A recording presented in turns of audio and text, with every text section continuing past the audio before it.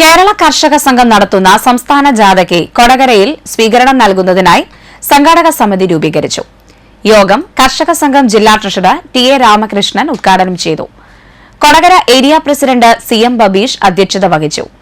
CITU ജില്ലാ secretary P K Sivaraman, കർഷക സംഘം നേതാക്കളായ MR Ranjith, Sebi Joseph, TG Sankaranarayanan, TP Johnny, Karthika Jayan, Kodakara panchayat president Ambili Soman, MV Satheesh Babu എന്നിവർ പ്രസംഗിച്ചു. KK Ramachandran MLA, area secretary P K Sivaraman എന്നിവർ രക്ഷാധികാരികളായും ടി എ രാമകൃഷ്ണൻ ചെയർമാനായും MR രഞ്ജിത്തിനെ കൺവീനറായും CM ബബീഷിനെ ട്രഷററായും 101 സംഘാടക സമിതിയെയും തിരഞ്ഞെടുത്തു.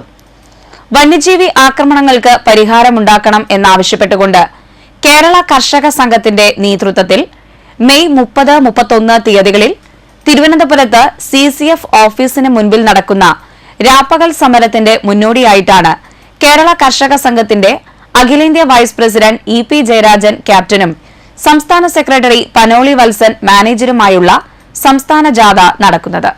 മെയ് 25-ന് ഉച്ചതിരിഞ്ഞ് 4 മണിക്ക് കൊടകരയിൽ ജാഥയ്ക്ക് സ്വീകരണം നൽകും.